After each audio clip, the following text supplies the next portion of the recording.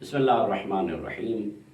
لفظ زہد، حضرت ابن عباس فرماتے ہیں کہ لفظ زہد، کلمہ زہد 3 حرف سے مرکب ہے، زا، ہا اور دال۔ زا سے مراد کیا ہے؟ زا سے مراد زاد المعاد، یعنی توشہ آخرت، آخرت کا سامان۔ اب سب کو معلوم ہے کہ ہم اس دنیا میں آئے ہیں تو ہم مسافر ہیں، ہمیں سفر کرنا ہے۔ یہ دوام کی جگہ نہیں ہے، ہمیشہ رہنے کی جگہ دنیا نہیں۔ ہم نے دیکھا ہے، ہمارے سامنے ہمارے رشتہ دار چلے گئے، ہمارے دوست چلے گئے، ہمارے پیارے ہمارے ہاتھوں سے ہی، ہم خود اپنے ہاتھوں سے ان کو دفن کر گئے۔ ایک دن ہوگا ہم خود بھی چلے جائیں گے۔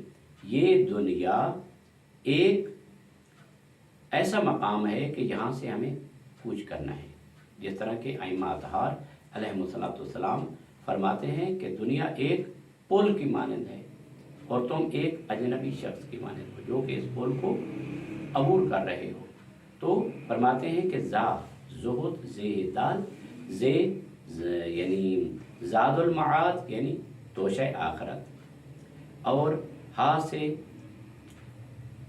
دین کے معاملات میں ہدایت مراد ہے کہ انسان کیا کرے؟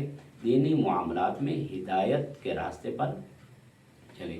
اس کی ہم ہر روز دعا مانگتے ہیں، اہدنا الصراط المستقیم، اے پروردگار ہمیں صراط مستقیم کی ہدایت فرما۔ انسان کو ہر وقت ہدایت کی ضرورت ہے، تو انسان دین کے راستے میں جو ہے وہ ہدایت حاصل کرتا رہے۔ زا، ہا اور دال۔ دال سے معنی ہے دوام اطاعت الہی میں، اللہ تبارک و تعالی کی اطاعت میں دوام، ہمیشہ اس کی اطاعت میں رہیں۔ اطیعوا اللہ و اطیعوا الرسول و اولی الامر منکم، یعنی اللہ کی اطاعت، یہاں پر جو ہے علی الاطلاق اطاعت جو ہے وہ اللہ کے رسول کی اور اولی الامر کی ہے۔ ظاہر ہے کہ ان دو دیگر جو اطاعت ہے وہ بھی اللہ کی اطاعت شمار ہوتی ہے، لہذا اللہ کی اطاعت میں دوام، ہمیشہ اللہ کی اطاعت میں رہیں۔ لہذا زہد، زے زاد المعاد، ہے دین میں ہدایت اختیار کرنا، اور دال جو ہے دوام اطاعت الہی میں ہمیشگی، یعنی ہمیشہ اطاعت الہی میں رہیں۔ تو انشاءاللہ خداوند متعال سے دعا ہے خدا ذوالجلال ہمیں ان باتوں پر عمل کرنے کی توفیق عطا فرمائے۔ السلام علیکم ورحمۃ اللہ وبرکاتہ۔